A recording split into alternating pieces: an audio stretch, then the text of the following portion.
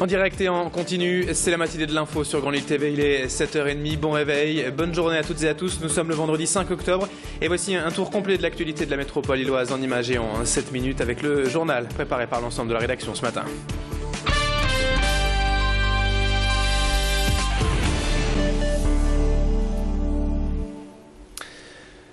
Et on commence tout d'abord ce journal avec Lille 3000 et Fantastique qui démarre ce week-end et tout de suite les premières images des métamorphoses dans le centre de Lille. Vous le voyez justement ici, une soucoupe volante a débarqué dans la gare Liffland cette semaine. Cette œuvre baptisée UFO est signée Ross Lovegrove, pèse tout de même 800 kg et restera donc stationnée un mois dans la gare de Lille comme pour inviter les voyageurs à embarquer vers une destination lointaine et inconnue. D'autres métamorphoses comme ici la dentelle stellaire de la rue Féderbe sont également terminées et prendront en fait toute leur valeur dès la parade d'ouverture demain soir. On évoque également cette maison tombée du ciel signée Jean-François Fourtou et atterrit sur l'îlot Comtesse dans le Vieux-Lille, vous le voyez sur cette image.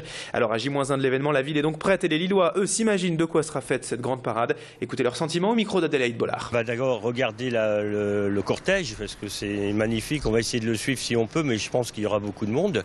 Et puis après on verra, selon le temps, peut-être qu'on restera pour le Val Blanc. J'imagine des couleurs, plein de monde, de la musique, plein d'activités aussi. L'émerveillement, que ce soit, vu que c'est le thème fantastique, qu'on soit transporté dans un autre monde un peu. Samedi, je pense que déjà je vais aller à la parade d'ouverture à 20h. Puis après, je vais me laisser guider par la foule, je vais suivre. Je pense qu'il y aura beaucoup de couleurs et j'espère, parce qu'avec le temps qu'il fait, voilà, j'espère que ça va un peu raviver le ciel là. Et il n'y a pas que Lille 3000, la une de l'actualité en ce vendredi, veille de week-end. Demain soir, le LOSC joue en effet à domicile la 8e journée de Ligue 1 et reçoit Ajaccio. Et après un début de saison pour le moins délicat, les Dogs doivent s'imposer lors de cette rencontre pour regagner de la confiance.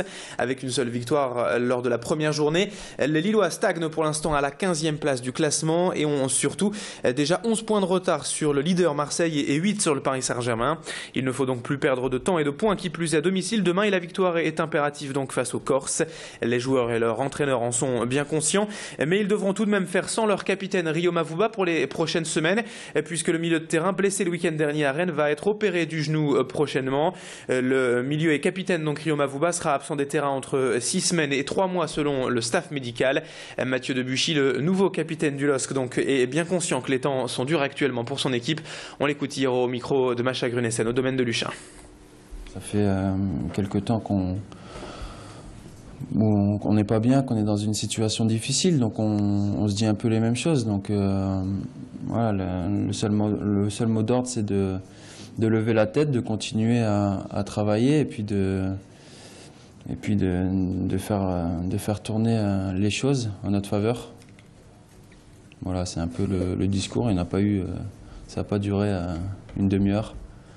On s'est remis au travail dès aujourd'hui et puis on se concentre sur le match de samedi. 7h33 en ce vendredi matin, autre information sportive en bref dans cette édition. On vous en parlait dernièrement sur Grand Lille TV. Le club de cyclisme de Roubaix-Lille Métropole, le RLM, sera donc bien engagé finalement en division continentale la saison prochaine sur le circuit professionnel donc en 2013. Malgré un budget insuffisant, le président Jean-Charles Canon a décidé de poursuivre l'aventure malgré tout, mais avec une équipe réduite.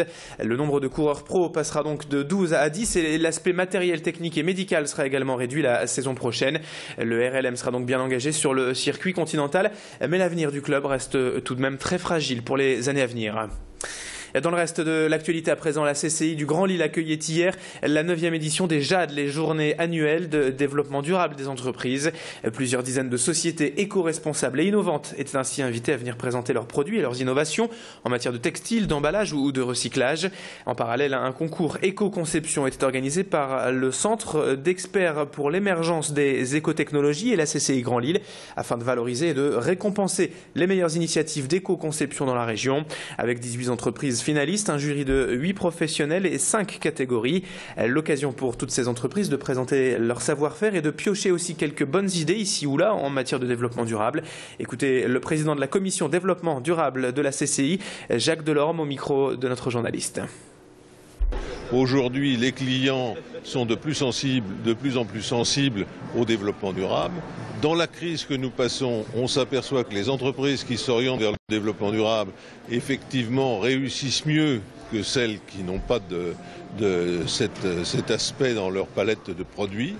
Et d'autre part, le développement durable lui-même produit un certain nombre de possibilités pour les entreprises pour aller se développer sur ce marché. Allons, on termine maintenant ce journal avec ces images de l'île Grand Palais et du salon Senioreva depuis hier et jusqu'à demain, le salon de la retraite active à Lille.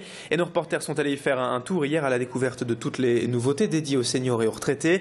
12 000 visiteurs sont attendus en 3 jours et l'une des grandes innovations cette année, c'est cette petite tablette numérique spéciale senior ou comment profiter d'Internet et du web sans les difficultés habituelles que rencontrent les personnes âgées.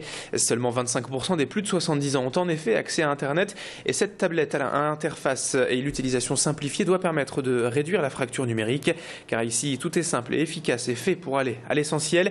Écoutez justement l'avis de quelques personnes âgées intéressées peut-être par cette tablette au micro de Tanguy Lécluse. On n'a pas été habitué à l'informatique. Moi je vois mes petits-enfants baignent là-dedans, dès leur plus jeune âge. Alors que nous, c'est à partir de 70 ans pratiquement qu'on s'y est mis. Éventuellement. Donc on a plus de mal qu'eux qui sont baignés dedans. Je ne suis pas du tout pour tout ce qui est informatique comme ça, c'est des choses qui me dépassent, mais je crois que c'est un système très simple et très agréable à faire, certainement. Le salon Senioreva, c'est donc jusqu'à demain à Lille, Grand Palais. Fin de ce journal, dans un instant la météo et l'infotrafic à suivre sur Grand Lille TV.